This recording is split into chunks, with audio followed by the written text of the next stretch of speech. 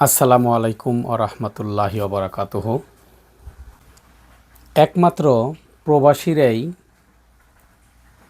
আপনার বাংলাদেশটা সম্পর্কে ভালো অভিজ্ঞতা রাখে। ভালো মন্দটা প্রবাসীরা বিচার এবং বিবেচনা করতে পারে। কিভাবে সেটা?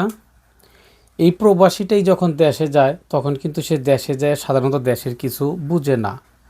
রাজনৈতিক পরিস্থিতি বলেন, ভালো মন্দ বলেন, তেমন একটা ভালো বোঝা যায় না। কিন্তু যখন বাহিরে থাকে তখন কিন্তু দেশ সম্পর্কে, দেশের রাজনীতিবিদদের সম্পর্কে তার খুব ভালো একটা অভিজ্ঞতা থাকে। যেমন কোন রাজনীতিবিদটা মিথ্যা বলতেছে, কোনটা বাহানা করতেছে, কোনটা যা শুধু খালি শোডাউন দেখাইতেছে, এগুলো কিন্তু প্রবাসীরা বুঝতে পারে। এখন প্রবাসীরা যে এই জিনিসগুলি বুঝতে পারে, মানে যে কোন রাজনীতিবিদ দুর্নীতির চিন্তাভাবনা, অর্থাৎ এগুলা কিন্তু প্রবাসীরা বুঝতে পারে। আর এগুলা কিন্তু দেশে যারা রাজনীতি করে এবং যারা দুর্নীতি করার জন্য রাজনীতি করে এবং যারা দুর্নীতিবাজ, তারাও কিন্তু ভালো করেই জানে যে প্রবাসীদের কোনো ভোট আমরা পাবো না। তারা খুব ভালো করেই জানে, কারণ প্রবাসীরা যারে ভোটটা দিব একমাত্র নিরপেক্ষ, সততা, অন্তত পক্ষে বর্তমান সময়ের জন্য সৎ আছে এমন লোকগুলিরে ভোট দিব। এই কারণে দেশ থেকে যারা প্রবাসীদেরকে নির্বাচনে অংশগ্রহণ করার জন্য, ভোট না দেওয়ার জন্য, ভোট যাতে না দিতে পারে এর জন্য যে আন্দোলন করে, তারা আসলে দুর্নীতিবাজ। তারা আসলেই রাজনীতিবিদ না, তারা কোনো দেশপ্রেমিক না। কারণ দেশের একটা অর্থনৈতিক উন্নয়ন, অর্থনৈতিক চাকার মূল, অর্থনৈতিক চাকাকে সচল রাখার মূল একটা মেরুদণ্ড হচ্ছিল প্রবাসীদের ইনকাম। অনেকে হয়তোবা এই জিনিসটা বুঝতে পারেন না যে আসলে প্রবাসীরা তো টাকা ইনকাম করে এবং তারা ইনকাম করে টাকাটা দেশে পাঠায়। এতে তার পরিবার বিল্ডিং করতেছে, গাড়ি করতেছে, বাড়ি করতেছে। এখানে আমার কি, দেশের কি সুবিধা?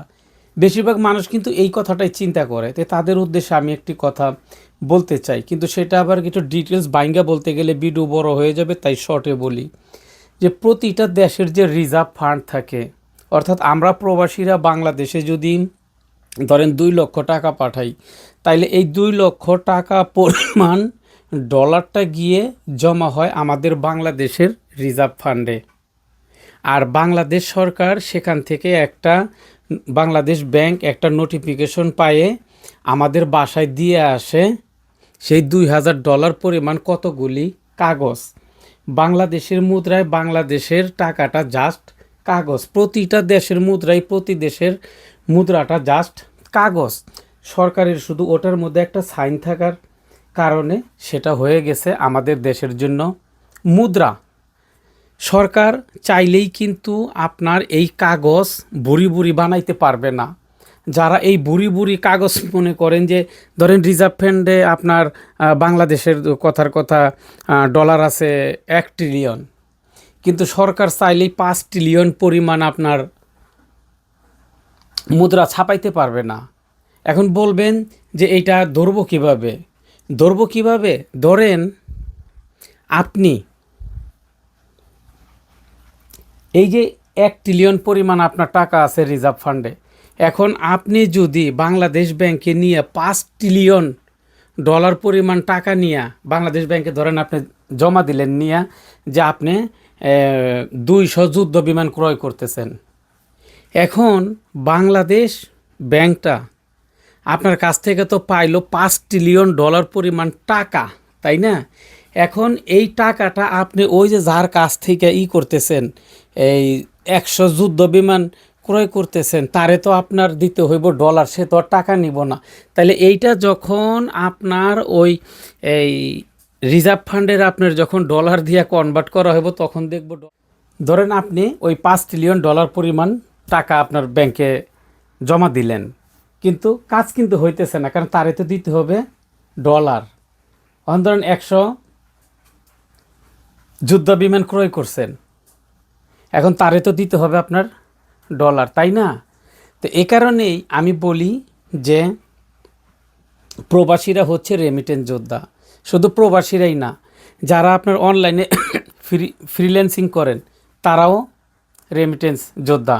কারণ তারাও আপনার মনে করেন তারা ডলার ইনকাম করে, তারা ডলার ইনকাম $5, $10, $20 বা $500, $100 যেটাই ইনকাম করে, তাদের ওই ডলারটাও কিন্তু রিজার্ভ ফান্ডে জমা হয়, আর ওই টাকাটা হচ্ছে বাংলাদেশ ব্যাংক দেয়।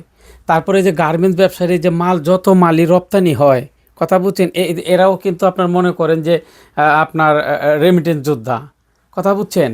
অর্থাৎ এর মধ্য থেকে বাংলাদেশের সবচাইতে অর্থনৈতিক চাকাকে সচল রাখার মূল মেরুদণ্ড দুইটা, একটা হলো রপ্তানিকারকরা আর আরেকটা হইতেছিল প্রবাসীরা।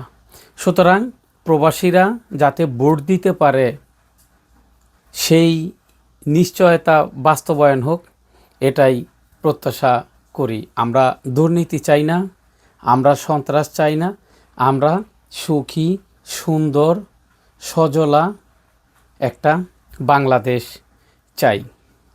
তো সবাই ভালো থাকবেন, সুস্থ থাকবেন, সুন্দর থাকবেন, এই প্রত্যাশাই করছি। আসসালামু আলাইকুম ওয়া রাহমাতুল্লাহি ওয়া বারাকাতুহু। রমজান আলী, LTV 24, দক্ষিণ কোরিয়া।